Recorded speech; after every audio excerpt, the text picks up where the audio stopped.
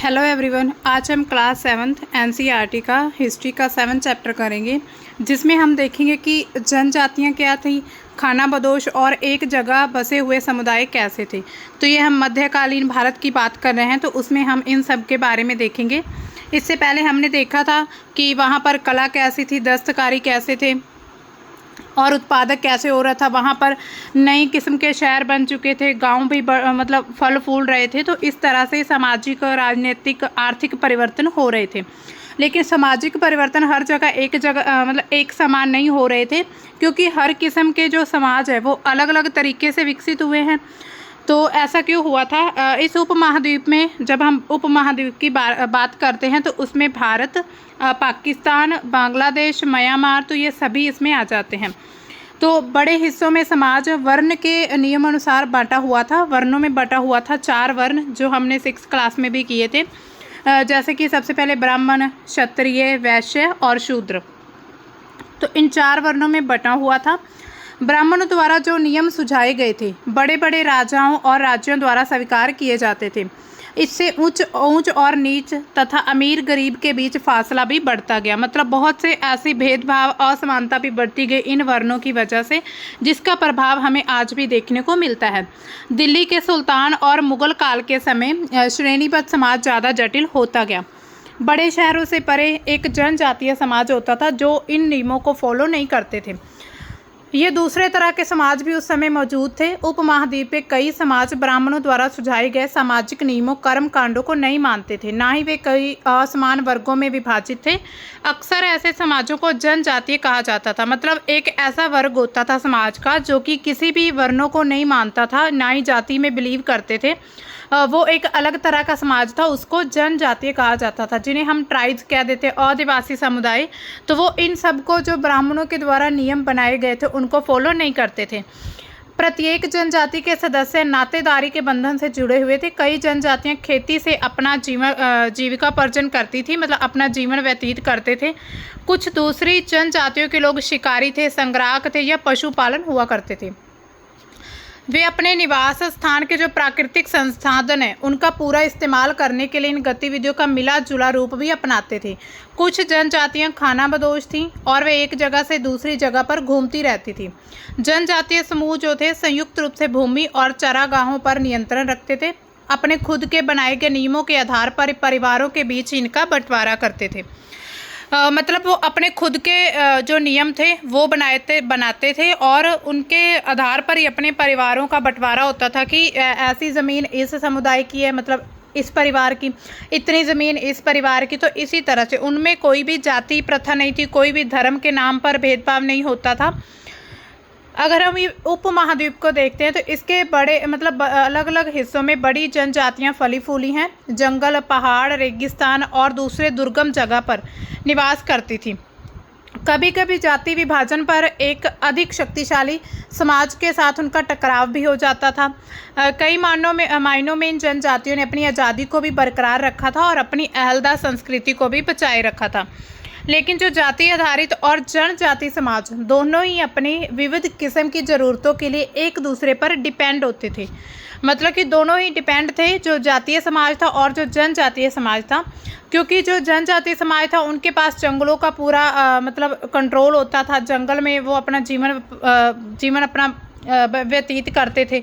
तो दूसरी तरफ जो जाति समाज था तो वो कुछ ऐसी वस्तुएं बनाते थे जैसे कि जूते, चप्पल वगैरह या कुछ और जो घरेलू सामान होता है, तो वो उनका निर्माण करते थे। तो उनमें जो आपसी एक दूसरे पर जो निर्भरता थी वो कायम रही थी।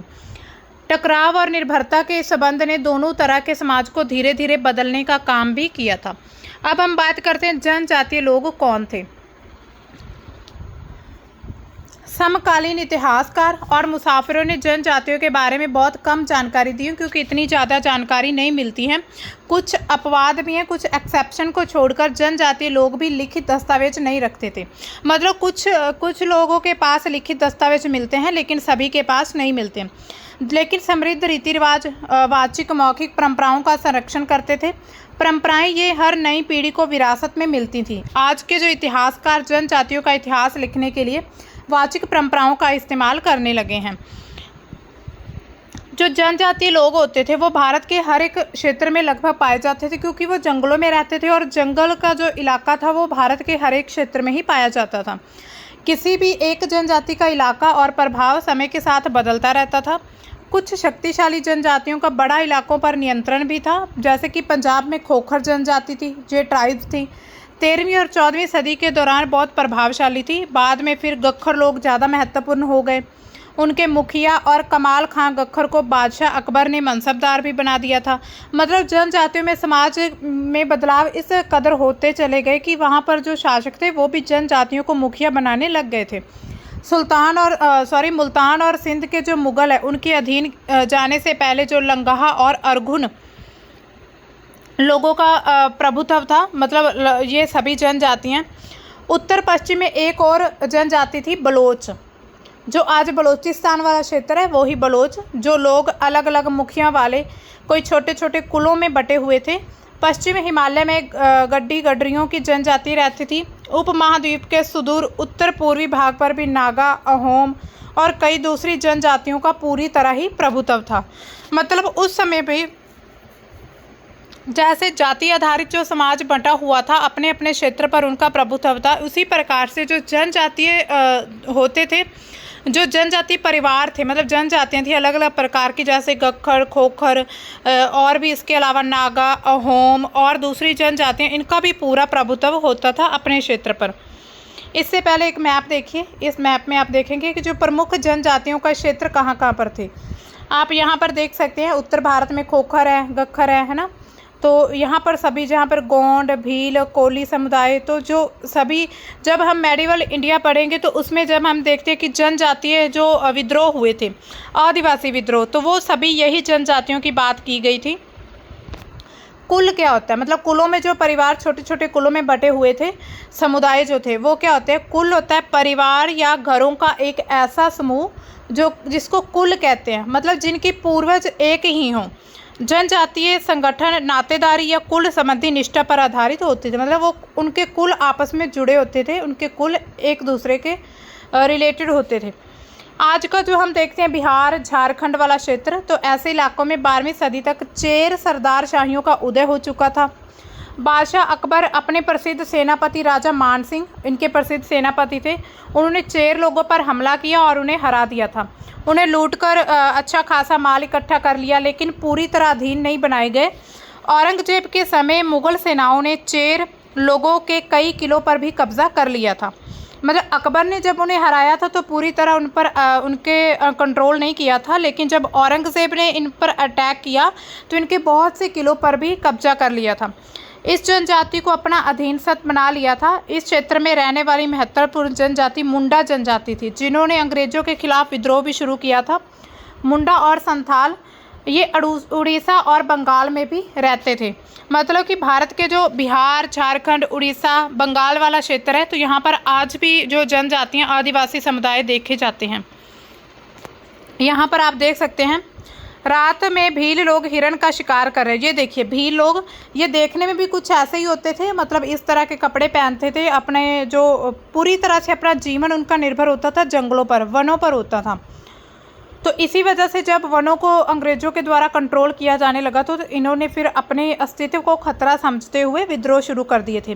तो ये देखिए रात के समय ये हिरणों का शिकार करते थे, तो ये वहाँ के फल फूल, पत्ते या मांस वगैरह खाकर ही गुजारा करते थे। इसके अलावा अगर हम देखें तो कर्नाटक और महाराष्ट्र में कोली जनजाति, बेराद और कई जनजातियों के निवास स्थान महत्वपूर्ण थे। कोली लोग गुजरात के कई इलाकों में भी रहते थे। कुछ और दक्षिण में कोरागा, वेतर, मारवाड़ और दूसरी जनजातियों की एक विशाल आबादी भी होती थी। भीलों की बड़ी जनजाति जो पश्चिम और मध्य भारत में फैली हुई थी।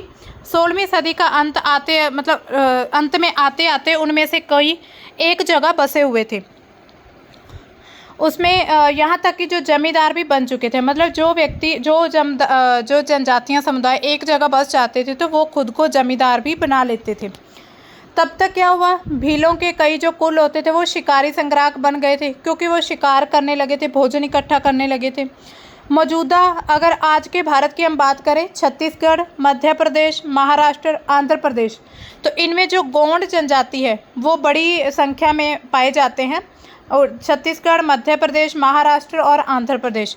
लेकिन इसके अलावा जब हम देखते हैं जो हमारा नॉर्थ ईस्ट स्टेट्स हैं जैसे कि मणिपुर, मिज़ोरम, तो वहाँ पर भी ऐसी जनजातियाँ देखने को मिलती हैं। हालांकि आज जनजातियों ने अपना खुद का एक समाज बना लिया है, मतलब कि वो आम लोगों की तरह अब रहने लगे नगरों में, लेकिन फिर भी जंगलों में कुछ जनजातियाँ फिर भी पाई जाती हैं। अब देखिए खानाबदोश और घुमंतू लोग कैसे रहते थे। जो खानाबदोश होते हैं, आपने सुना ही होगा, खानाबदोश लोग जो अपना पूरा परिवार मतलब पूरा अपना घर एक साथ लेकर चलते हैं। घुमंतू लोग जो एक जगह से दूसरी जगह घूमते रहते हैं अपनी ज़रूरतों के अकॉर्डिंग, लेकिन अपना पूरा घर एक साथ लेकर चलते हैं। खानाबदोश चरवाहे जो होते थे, मतलब अपने जानवरों को चारा वगैरह चराने के लिए दूर दूर तक घूमते थे। उनका जीवन दूध और अन्य पशुचारी उत्पादों पर निर्भर होता था। वे खेतीहर गृहस्थों से अनाज, कपड़े, बर्तन और ऐसी ही चीज़ों के लिए ऊन, घी इत्यादि का विनिमय भी करते थे, मतलब आदान प्रदान होता था। कुछ खानाबदोश अपने जानवरों पर सामान की ढुलाई का काम करते थे। एक जगह से दूसरी जगह आते आते सामानों की खरीद फरोख्त भी करने लगे, मतलब व्यापार भी वो करने लगे थे। तो यहाँ पर पहले पिक्चर देख लीजिए, ये पिक्चर होती है ऐसे खानाबदोश या घुमंतू व्यापारी। घुमंतू व्यापारियों की ये एक श्रृंखला है जो कि भारत को बाहरी दुनिया से जोड़ती है। यहाँ पर मेवा इकट्ठा करके उसे ऊँटों पर लादा जा रहा है, आप देख सकते हैं। यहाँ देखिए मेवा इकट्ठा करके ऊँट पर लाद रहे हैं, ये बोरे लगे हुए हैं ऊँटों पर। और फिर मध्य एशिया के व्यापारी ऐसी वस्तुएं भारत लेकर आते थे और बंजारे और अन्य व्यापारी उसे बाकी बाज़ारों तक पहुंचाते थे। मध्य एशिया के जो व्यापारी थे वो ऐसे जो मेवा, फल वगैरह लेकर आते थे, और ये जो घुमंतू या खानाबदोश लोग थे वो उपमहाद्वीप के बाकी भागों में जाते थे, मतलब गाँव-गाँव, शहर-शहर घूमकर इन वस्तुओं का व्यापार करते थे। बंजारा लोग सबसे महत्वपूर्ण व्यापारी खानाबदोश होते थे। उनका कारवां टांडा कहलाता था, मतलब कारवां क्या होता है, एक ग्रुप होता है जिसमें वो लोग जाते हैं, तो उनका जो कारवां था वो टांडा कहलाता था। सुल्तान अलाउद्दीन खलजी बंजारों का इस्तेमाल नगरों के बाज़ारों तक अनाज की ढुलाई के लिए करते थे। जो सुल्तान उस समय शासक होते थे अलाउद्दीन खलजी, तो उन्होंने बंजारों का यूज़ किया जो अनाज था उनको बाज़ारों तक पहुँचाने के लिए। बादशाह जहांगीर ने भी लिखा है कि बंजारे विभिन्न इलाकों से अपने बैलों पर अनाज ले जाकर दूसरे शहरों में बेचते थे। सैन्य अभियानों के दौरान वे मुगल सेना के लिए जो खादान थे, मतलब खाना वगैरह, उनकी ढुलाई का काम करते थे। किसी भी विशाल सेना के लिए 1000 बैल अनाज ढोते होंगे, मतलब ऐसा अंदाजा लगाया जा रहा है कि 1000 जो बैल हैं वो अनाज ढोते होंगे सेना के लिए। अब देखिए खानाबदोश और भ्रमणशील समूह क्या होता है। खानाबदोश घुमंतू लोग होते हैं, उनमें से कई पशुचारी होते हैं जो कि अपनी रेवड़ और पशुवृंद के साथ एक चरगाह से दूसरे चरगाह घूमते रहते हैं। इसी तरह दस्तकार, फेरी वाले और नृत्यक, गायक एवं अन्य तमाशबीन भ्रमणशील समूह अपना काम धंधा करते करते एक जगह से दूसरी जगह यात्रा करते थे। खानाबदोश और भ्रमणशील समूह दोनों अक्सर उस जगह पर लौट आते थे जहां पर उन्होंने पिछले साल दौरा किया था, मतलब घूम फिर कर फिर वो वही अपनी पुरानी जगह पर आ जाते थे। तो यहाँ पर देखिए बंजारे के बारे में एक लिखा, अंग्रेजी व्यापारी ने लिखा है कि बंजारे कैसे थे। उन्होंने कहा कि सुबह हमारी मुलाकात बंजारे के एक टांडा से हुई, मतलब एक ग्रुप से हुई, जिसमें 14,000 बैल और सारे पशु गेहूँ, चावल जैसे अनाजों से लदे हुए थे।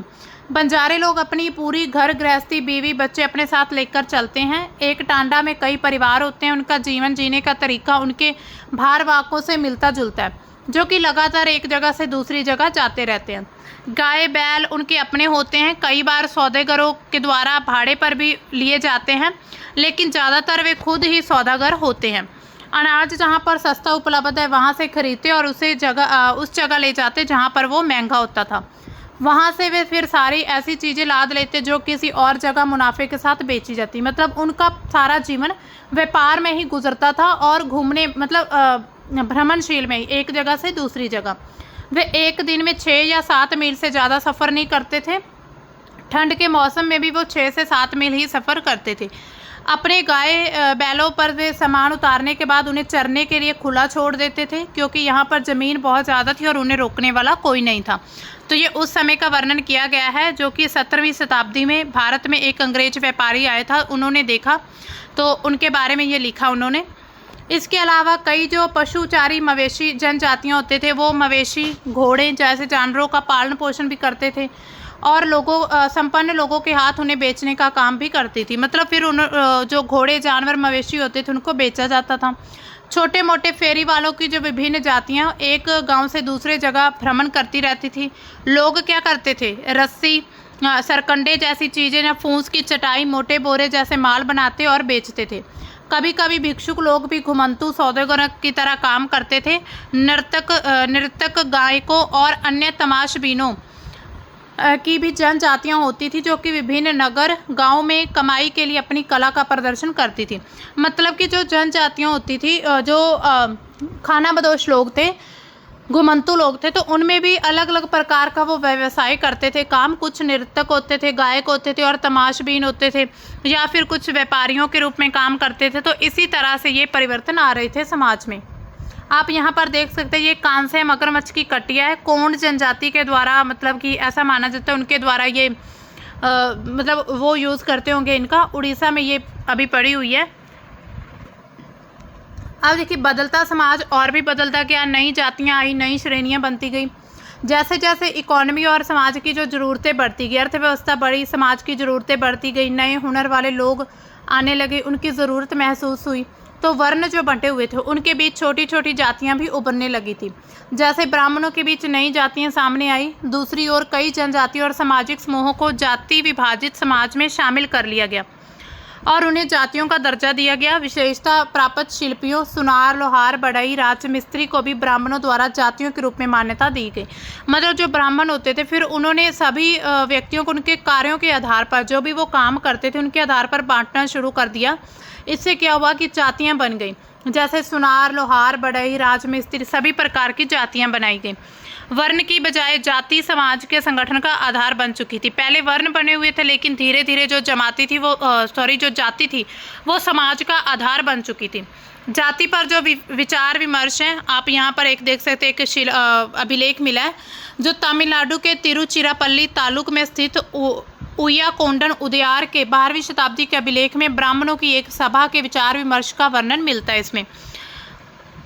तो वर्णन क्या है, वे रथकार की सामाजिक स्थिति पर विचार विमर्श कर रहे थे। उन्होंने इस जाति के कामकाज तय किए जिसमें वस्तुकला, रथ, गाड़ियों का निर्माण, मंदिर द्वार बनाना, मूर्तियां स्थापित करना, बलि के लिए लकड़ियों से बने साज सामान तैयार करना, मंडप बनाना, राजा के लिए जेवर बनाना शामिल है। तो ये मतलब रथकार की जो सामाजिक स्थिति थी, जो रथ बनाने वाले लोग होते थे, ये उनका वर्णन किया गया कि उनका ये सब काम होता था उस समय पर। अब देखिए धीरे धीरे जैसे जैसे सदी बदलती गई वैसे वैसे और भी परिवर्तन आते गए और 12वीं सदी तक आते आते क्षत्रियों के बीच नए राजपूत गोत्रों की ताकत काफ़ी बढ़ चुकी थी। मतलब फिर राजपूत उभरने लगे, उनकी ताकत बढ़ी। वे हूण, चंदेल, चालुक्य और कुछ दूसरी वंश परंपराओं से भी आते थे। इनमें से कुछ पहले जनजातियों में आते थे और कुछ बाद में कई कुल राजपूत मान लिए गए थे। और धीरे धीरे उन्होंने पुराने शासकों की जगह ले ली और कृषि वाले क्षेत्रों में वो मतलब उन्होंने अपनी जगह बना ली। यहाँ कई तरह के परिवर्तन हो रहे थे और शासकों ने शक्तिशाली राज्यों के निर्माण में अपनी संपदा का भी इस्तेमाल किया था। मतलब वो शक्तिशाली राज्य बनाना चाहते थे तो अपनी जो भी उनके संपदा संसाधन होते थे उनका यूज़ करने लगे। शासकों के रूप में जो राजपूत गोत्र थे उनका उदय हुआ और उदाहरण का जनजातीय लोगों ने अनुसरण किया था। धीरे धीरे फिर ब्राह्मणों के समर्थन से कई और जनजातियां जो जाति व्यवस्था का हिस्सा बन गई थी, लेकिन पूरी तरह से भी इन्होंने जाति व्यवस्था नहीं अपनाई थी। लेकिन केवल प्रमुख जनजातीय परिवार ही शासक वर्ग में शामिल हुए थे। उनकी बहुसंख्यक आबादी समाज की छोटी जातियों में ही रह गई थी। दूसरी तरफ पंजाब, सिंध और उत्तर पश्चिम सरहद है जो वहाँ की जो जनजातियाँ थी उन्होंने काफ़ी पहले से इस्लाम को अपना लिया था। जाति व्यवस्था को वो नकारते रहे, जाति व्यवस्था को नहीं मानते थे। सनातनी हिंदू धर्म के द्वारा प्रस्तावित और गैर बराबरी वाली सामाजिक व्यवस्था इन इलाकों में बड़े पैमाने पर स्वीकार नहीं की गई। मतलब कि जिन जातियों ने इस्लाम धर्म को अपना लिया था तो वो जाति व्यवस्था पर यकीन नहीं करते थे, उनका कोई विश्वास नहीं था इस व्यवस्था पर। और फिर जो गैर बराबरी वाली सामाजिक व्यवस्था थी जिसमें जैसे उच्च जाति को अच्छे काम दिए जाते, नीच जाति को जो भी नीचे वाले काम होते, जैसे साफ़ सफाई करना, गटर साफ करना, या किसी भी तरह उन्हें गांव में ना रहने देना, मतलब उनके साथ काफ़ी असमानता, काफ़ी छुआछूत भेदभाव होता था, तो उनको अपनाने से मना कर दिया था कुछ जनजातियों ने। राज्यों की उत्पत्ति होती है और जो जातीय लोगों के बीच सामाजिक बदलाव से जो गहराई से संबंधित है, मतलब सामाजिक बदलाव काफ़ी देखे गए। आप यहाँ पर महिला देख सकते, चित्र है, गोंड महिला का चित्र है ये। आप देखिए गोंड जनजाति के बारे में हम पढ़ेंगे, उससे पहले आप देख लीजिए स्थानांतरीय कृषि क्या होती है। किसी वन प्रांत के पेड़ों और झाड़ियों को पहले काटा जाता है, फिर जलाया जाता है, फिर उसकी राख में ही फसल बो दी जाती है। जब यह ज़मीन अपनी उर्वरता खो देती है तब ज़मीन का दूसरा टुकड़ा साफ किया जाता है और इसी तरह से फसल उगाई जाती है। मतलब स्थानांतरीय खेती क्या होती है, जब मान लीजिए ये एक जगह, यहाँ पर पेड़ों को काटा गया, बोया गया, फिर उन पर आग लगा दी और फिर जो राख थी उसमें फसलें उगा दी। उसके बाद एक बार फसल इससे मतलब काट ली गई, उसके बाद जो दूसरा क्षेत्र था ये अब इसकी उर्वरता, मतलब इसकी जो उपजाऊ शक्ति थी वो ख़त्म हो चुकी है, अब दूसरी जगह पर ऐसा सेम प्रोसेस किया गया, तो इसको स्थानांतरीय खेती कहते हैं, कृषि। ठीक है, अब देखिए गोंड जनजाति क्या थी। गोंड लोग जो थे गोंडवाना नाम के प्रदेश में रहते थे, स्थानांतरीय खेती करते थे और जगह बदल बदल कर ही कृषि करते थे। विशाल गोंड जनजाति कई छोटे छोटे कुलों में बटी हुई थी। हर एक कुल का अपना राजा या फिर अपना एक सरदार होता था। जिस समय दिल्ली के सुल्तानों की ताकत कम हो रही थी, उसी समय कुछ गोंड जो थे राज्य छोटे गोंड सरदारों पर हावी होने लगे थे। मतलब कुछ ऐसे गोंड सरदार या कुछ ऐसे राज्य थे जो गोंड समुदाय बढ़ने लगे थे। अकबर के शासनकाल में एक इतिहास जो अकबरनामा है उसमें लिखा हुआ है कि गढ़ कटंगा के गोंड राज्य में 70,000 गांव थे। मतलब गढ़ कटंगा के जो गोंड राज्य था वहाँ पर 70,000 गांव होते थे। इन राज्यों की जो प्रशासनिक व्यवस्था जो थी केंद्रीकृत हो रही थी। राज्य गढ़ों में बटा हुआ था और हर गढ़ किसी गोंड कुल के नियंत्रण में था। मतलब एक बड़ा राज्य था, एक बड़ा राज्य वो गोंड में बटा हुआ है, ठीक है, नहीं वो कुल में बटा हुआ है, ठीक है। तो गढ़ में सच एक बड़ा राज्य है वो गढ़ में बटा हुआ, ये 4 गढ़ हैं, तो इन पर अलग अलग कुल के जो गोंड समुदाय हैं उनका शासन होता था। इसके बाद जो गढ़ आगे गांव में बटे होते थे, ठीक है, 84 गांव में, तो जिन्हें 84 कहा जाता था। 84 का उपविभाजन फिर बरहोतों में होता था जो कि 12-12 गांव को मिलाकर बनते थे। सबसे पहले क्या थे? राज्य के बाद क्या बने? गढ़ से बने 84 गांव, 84 से बने बरहोत, और बरहोत से आगे 12-12 गांव होते थे। बड़े राज्यों के उदय ने गोंड समाज के चरित्र को बदल डाला था और उनका जो बराबरी वाला समाज धीरे धीरे असमान सामाजिक वर्गों में बटा जाने लगा। ब्राह्मण लोगों ने गोंड राजाओं से अनुदान में भूमि प्राप्त की और अधिक प्रभावशाली बनते गए। गोंड सरदारों को अब राजपूतों के मान्यता प्राप्त हो चुकी थी, इसलिए गढ़ कटंगा के गोंड राजा अमनदास ने संग्राम शाह की उपाधि धारण कर ली थी। जो गोंड समुदाय थे उन्होंने ही जो राजपूतों की मान्यता उन्हें मिल चुकी थी, तो उनके ये एक राजा थे जो अमनदास, उन्होंने संग्राम शाह की जो टाइटल था वो धारण कर लिया।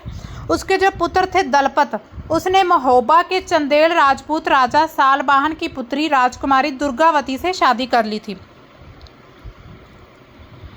दलपत की मृत्यु कम उम्र में हो गई और रानी दुर्गावती बहुत योग्य थी और उसने अपने 5 साल के पुत्र वीर नारायण के नाम पर शासन की कमान संभाल ली थी। उसके समय में राज्य का और अधिक विस्तार हो गया था और 1565 में आसिफ खान के नेतृत्व में मुगल सेनाओं ने गढ़ पर हमला कर दिया था और रानी दुर्गावती ने इसका मतलब काफ़ी बहादुरी से मुकाबला किया, लेकिन उनकी हार हो जाती है और वो खुद को समर्पित करने के बजाय मर जाना सही समझती है। उसका पुत्र भी तुरंत बाद लड़ता हुआ मारा गया था। तो ऐसे जो गोंड समुदाय थे उनके राज्य बने, राज्यों से ऐसे ही उनके फिर युद्ध शुरू हो गए। तो यहाँ पर मैप में आप देख सकते हैं ये गोंडवाना समुदाय था, यहाँ पर यह है गोंडवाना, ये देखिए ये गोंडवाना है, इसमें बहुत अलग अलग जो कुल होते थे, जैसे कि मांडला, कलिंगा, गोरहा, बाउरगढ़, या फिर ये भी अलग से दिया हुआ है। ठीक है,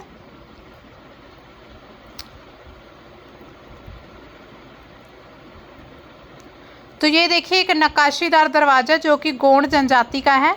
आप देख सकते हैं ऐसे नक्काशी की जाती थी। जब धीरे धीरे उनके समाज में परिवर्तन आने लगे तो वो खुद को राजा मानने लगे, जब उनके राजा की उपाधि धारण हुई तो इसी तरह से होने लगा था। अब देखिए गढ़कटंगा जो था वो काफ़ी समृद्ध राजा था। इसने हाथियों को पकड़ने और दूसरे राज्यों में उनका निर्यात करने में काफ़ी धन कमाया था। जब मुगलों ने गोंडों को हराया तो उन्होंने लूट में बेशकीमती सिक्के, हाथी, सब कुछ हथिया लिया था। उन्होंने राज्य का एक भाग अपने कब्जे में लिया और बाकी जो है वीर नारायण के चाचा चंद्र शाह को दे दिया था।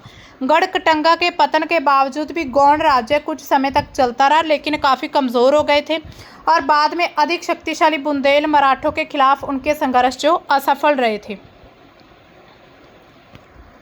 अब देखिए अहोम समुदाय, मतलब अहोम जो साम्राज्य था, अहोम लोग जो थे म्यांमार से आकर ब्रह्मपुर घाटी में बस गए थे। उन्होंने भूया मतलब भूस्वामी लोगों की पुरानी राजनीतिक व्यवस्था का दमन करके नए राज्यों की स्थापना की। 16वीं सदी में चुटियों और कोच हाजों के राज्यों को अपने राज्यों में मिला लिया था। उन्होंने कई और जनजातियों को भी अपने अधीन कर लिया था और एक बड़ा राज्य बनाया था। 1530 के दशक में आते ही इसने वर्षों पहले आग्नेय अस्त्रों का इस्तेमाल किया। 1660 तक आते आते उच्च स्तरीय बारूद तोपों का निर्माण करने में ये सक्षम हो गए थे। लेकिन जो अहोम लोग थे उनकी दक्षिण पश्चिम से कई आक्रमण का सामना करना पड़ा। 1662 में मीर जुमला के नेतृत्व में मुगलों ने अहोम राज्य पर हमला कर लिया। बहादुरी से सामना करने के बावजूद अहोम लोग क्या होते हैं, हार जाते हैं। लेकिन उस क्षेत्र पर मुगलों का जो प्रत्यक्ष नियंत्रण था ज़्यादा समय तक नहीं रह पाता। अहोम राज्य बेगार पर निर्भर होता था। राज्य के लिए जिन लोगों से जबरन काम लिया जाता था वो पाइक कहलाते थे और ये पाइक भी बाद में विद्रोह करते अंग्रेजों के खिलाफ। अहोम राज्य में एक जनगणना की गई थी। प्रत्येक गांव को बारी बारी अपने मतलब निश्चित संख्या में पाइक जो होते थे वो भेजने थे। इसके लिए जनगणना के बाद सघन आबादी वाले इलाकों से कम आबादी वाले लोगों को स्थानांतरित किया गया। इस प्रकार जो अहोम कुल था वो टूटता गया। 17वीं शताब्दी तक पूरा होते होते प्रशासन जो है केंद्रीकृत हो चुका था। लगभग सभी जो बड़े वयस्क मतलब सीनियर पुरुष होते थे युद्ध के दौरान सेना में अपनी सेना प्रदान करते थे। दूसरे समय वे क्या करते थे, बांध सिंचाई वाले काम करते थे, अपने सार्वजनिक काम में जुटे रहते थे। अहोम लोग चावल की खेती के नए नए तरीके भी अपनाते थे। अहोम लोग जो समाज था वो कुलों में बांटा हुआ था जिन्हें खेल कहा जाता था। वहाँ पर दस्तकारों की बहुत कम जातियाँ होती थी, इसलिए अहोम क्षेत्र में दस्तकार निकटवर्ती क्षेत्रों से आए थे। एक खेल के नियंत्रण में कई गांव होते थे। किसान को अपने ग्राम समुदाय के द्वारा जमीन दी जाती थी। समुदाय की सहमति के बगैर राजा इसे वापस नहीं ले सकता था। शुरुआत में अहोम लोग अपने जनजातीय देवताओं की उपासना करते, लेकिन जो 17वीं शताब्दी के पूर्वार्ध में ब्राह्मणों के प्रभाव में बढ़ोतरी हुई। मंदिरों और ब्राह्मणों को समाज राजा के द्वारा भूमि अनुदान में दी गई। मतलब धीरे धीरे ये भी अब राज्य में मतलब अपना साम्राज्य बढ़ाने लगे थे और फिर इनको ये अपनी भूमि जो ब्राह्मणों या मंदिरों को दान में देते थे। शिव सिंह के समय पर हिंदू धर्म वहाँ का प्रधान धर्म बन गया, लेकिन अहोम राजाओं ने हिंदू धर्म को अपनाने के बाद अपनी जो पारंपरिक आस्था थी उनको पूरी तरह नहीं छोड़ा। मतलब कुछ जो समुदाय थे जनजाति समुदाय वो हिंदू धर्म को अपना रहे थे, लेकिन कुछ ने इस्लाम धर्म को पहले ही अपना लिया था। अहोम समाज जो है एक अत्यंत परिष्कृत समाज था। कवि विद्वान और को अनुदान में ज़मीन दी जाती थी। उस समय अहोम जो समाज था उनके लोगों ने कवियों को विद्वानों को दान में भूमि दी थी। नाट्य कर्म को प्रोत्साहन दिया जाता था। संस्कृति की महत्वपूर्ण कृतियों का स्थानीय भाषा में अनुवाद होता था। बुरंजी नामक ऐतिहासिक कृतियों को पहले अहोम भाषा में फिर असमिया में लिखा गया था। अब देखिए इससे निष्कर्ष क्या निकलता है। जिस समय की हम बात कर रहे हैं उस समय उपमहाद्वीप में काफ़ी सामाजिक परिवर्तन हुए। एकदम से बहुत ज़्यादा परिवर्तन देखने को मिले। वर्ण आधारित समाज बटा, फिर जातियां बनने लगी। उसके बाद लोग एक दूसरे के संपर्क में आए, फिर आदान प्रदान हुआ, दोनों मतलब अपना धर्म परिवर्तन होने लगा और बदलाव की प्रक्रिया चलती रही। बहुत सी प्रकार की जनजातियां थीं, उनमें विभिन्न प्रकार की जीविकाएं अपनाई, अपना अपना रहने का तरीका अपनाया। उसमें कई जनजाति आधारित समाज में शामिल हो गए, लेकिन कईयों ने जाति व्यवस्था और सनातनी हिंदू धर्म को नकार दिया था। कुछ जनजातियों ने सुसंगठित प्रशासनिक व्यवस्था वाले राज्यों की स्थापना भी की थी। इस तरह वे राजनीतिक रूप से ताकतवर होते गए। इसने उन्हें बृहत्कार और अधिक जटिल साम्राज्य के साथ संघर्ष की स्थिति में लाकर खड़ा कर दिया था। अब देखिए यहाँ पर एक मंगोल के बारे में जानकारी दी हुई है। मंगोल इतिहास में सबसे प्रसिद्ध जो पशुचारी और शिकारी संग्राहक जनजाति मंगोलों की थी। मध्य एशिया से वह घास के मैदान, जिसको स्टेपी कहा जाता है, उसको थोड़ा उत्तर की ओर और वन प्रांतों में ये बसा हुए थे। चंगेज़ खान ने मंगोल और तुर्की जनजातियों में एकता पैदा करके उन्हें एक शक्तिशाली सैन्य बल में बदल दिया था। अपनी मृत्यु के समय वह एक सुविस्तृत प्रदेश का शासक था चंगेज़ खान। उसके उत्तराधिकारी ने एक विशाल साम्राज्य खड़ा किया। अलग अलग समय में इसके अंतर्गत रूस, पूर्वी यूरोप और चीन, मध्य पूर्व का खासा बड़ा हिस्सा शामिल था। मंगोलों के पास सुसंगठित सैन्य एवं प्रशासनिक व्यवस्थाएं थीं, विभिन्न जातियों और धार्मिक समूहों के समर्थन पर आधारित थी। तो ये मंगोल वो ही हैं जिनको मतलब कि जिनको मुग़ल अपने वंशज मानने से इनकार करते थे और तैमूर को अपना मानते थे, वो वंशज मतलब उनकी संतान कहलाना उन्हें अच्छा लगता था। तो ये था हमारा आज का जो हमने टॉपिक किया। आप इसको करके देखिएगा, मतलब मैचिंग करना है इसको। गढ़ किसे कहते हैं? टांडा, श्रमिक, कुल, शिव सिंह, दुर्गावती। तो आप देखिएगा इसको, ठीक है, करके देखना। आपको आई होप अच्छे समझ आ गया होगा। अगर इसमें हम ये इम्पॉर्टेंट वर्ड्स देखें, उनके मीनिंग, वर्ण हमने देखा, जाति, टांडा, गढ़, 84, बरहोत, भूइयाँ, उसके बाद पाइक, खेल, बुरंजी और जनगणना। तो आई होप आप सभी को ये मतलब समझ आ गए होंगे ये सभी वर्ड। यहाँ पर आप ट्रू फॉल्स करके देख सकते हैं। तो इससे क्या होगा कि आपको पता चलेगा कि आपको चैप्टर कितना समझ आया है। तो ठीक है दोस्तों, मिलते हैं हम अपने नेक्स्ट चैप्टर में। तब तक के लिए बाय। Thanks for watching.